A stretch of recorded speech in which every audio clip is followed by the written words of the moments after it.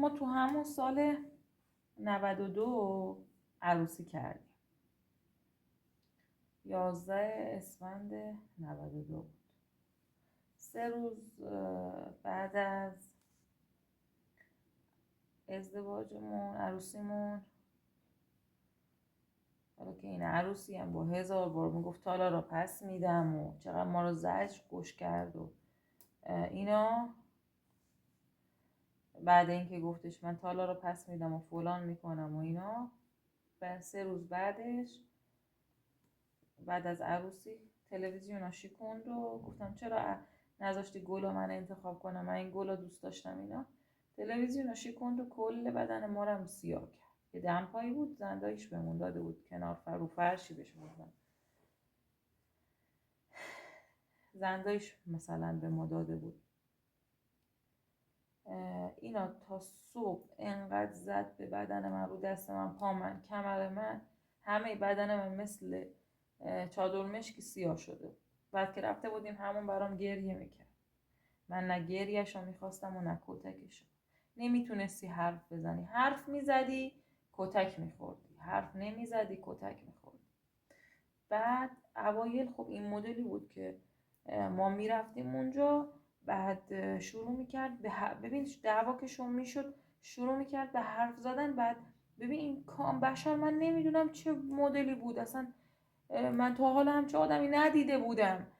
24 ساعت میتونست حرف بزنه و تو رو بزنه. من نمیدونم خسته نمیشد، روانی بود، نمیدونم چه جوری بود، نمیدونم چه قدرتی داشت، نمیدونم از چی ناراحت بود، چرا کی اینا اینجوری بارو برده بود. خدا ایشالله هم همچین مادرایی ها که همچین بچه های دیوونه یا تربیت میکنن خب خیر نده.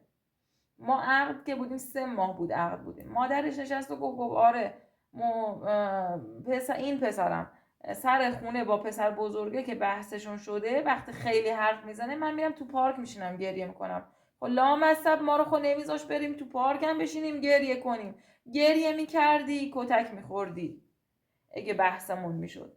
حرف نمیزدی میگفت چرا چه جواب نمیدی، کتک میخوردی. گفتم من چی بگم. چقدر ما رفتیم تعهد از این گرفتیم، چقدر رفتیم مشاوره آوردون شوهر خالم، چقدر حرف زدیم. مشاوره میگفت پکه این دختر خواهرتون طلاق میگیره، مشاوره گفته بود که این طلاق میگیره گناه داره. ولی خب من که پشتوانه نداشتم، پدر نداشتم. پدر بود فقط اسمش بود. پدر من خیلی هم گنده و بزرگ بود و خیلی هم قدش هم 2 متر بود، 4 شونم بود، 150 کیلو هم شاید وزنش بود. ولی من میتونم بگم پدر نداشتم. همش میگفتن تقصیر تو جوابشو دادی. خب من یه چیزی رو میخوام، من نباید بگم من این ساعت رو میخوام. خب من باید به خاطر خواستنه مثلا این ساعت کتک بخورم. خب ندار که نبود، همون حقوقی که در می آورد میتونست یه بخشیشم منو باهاش خوشحال کنه. بیا بریم فلافل بخوریم، کتک میخوردیم به جاش. بیا آناناس بخر، تو خونه پدرت خوردی، تا صبح ما کتک میخوردیم. من آدمی نبودم که مثلا از خواستم من بشینم و میگفتم میخوام، باید میخرید. من کتکم که میخوردم باید میخرید. چرا؟ برده که نیاورده بود که، میگفتم میخوام برم سر کار، کتک میخوردم. ما نشستیم اولم صحبت کردیم کاری که در شأن تو باشه. خب بذار من از خونه برم پیدا کنم بیرون.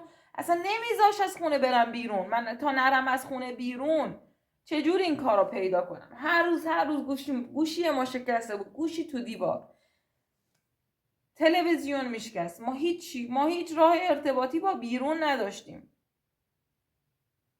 یه بار گوشی ما که شکست 1 سال نه گوشی خریدم نه خطم سوخت. اصلا گوشی خطم استفاده نکرده بودم 1 سال، خطم سوخت. دولت مخابرات مصادره کرد اصلا. بعد میگفت تو رو خدا من خجالت میکشم هر کی زنگ میزنه میگه گوشی خانومت خاموشه. گفتم خب بذار بدونن من دارم تو زندان زندگی میکنم. خب بذار بقیه هم بدونن.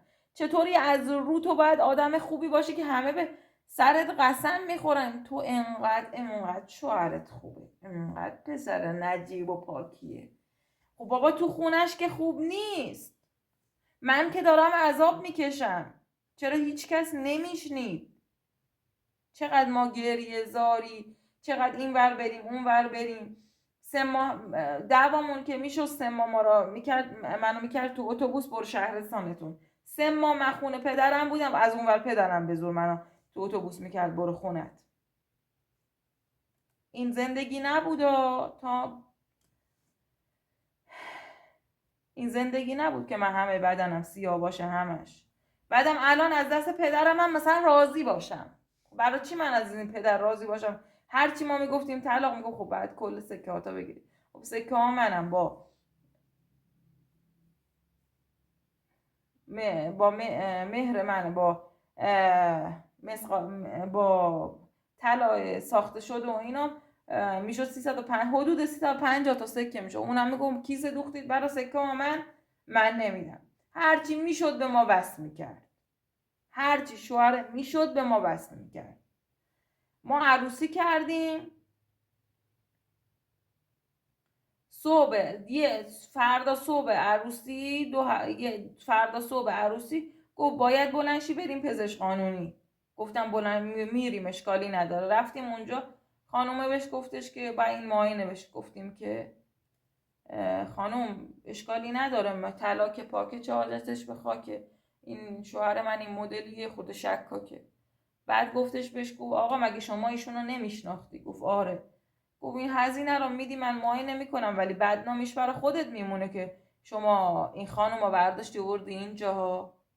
بعد گفت نه خب بریم حالا. خب من که مشکلی نداشتم که نرم. خب اینا که آخر موند. ببین من عاقبت این امر جدا شدم بعد 8 سال که پدرم مرد. من جدا شدم بعد 2 سالش، ولی این که تو ذهن من موند، این حرکات که تو ذهن من موند.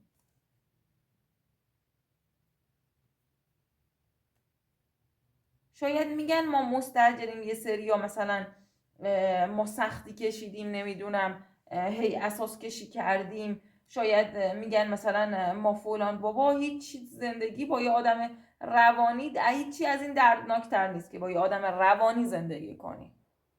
ببین شکنجه یا روحی کنار اون که آقا جسمی میزد، روحی هم شکنجه میداد. حرفاش خیلی عجیب بود، خیلی حرفای زشتی میزد. رو سنگ میذاشتی، میگن یه چیزی میگن از قدیم، رو سنگ بذاری آب نمیشه. اینجوری بود حرفاش. جوابم میدادی میخوردی کتک صفر میزد. اصلا فکر نکنید که مثلا در حد اینکه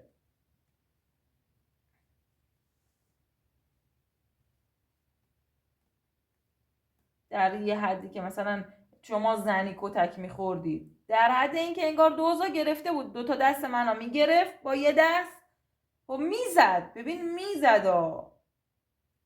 میزد انگار داره یه مردا میزنه. ما همیشه بدنمون سیاه بود.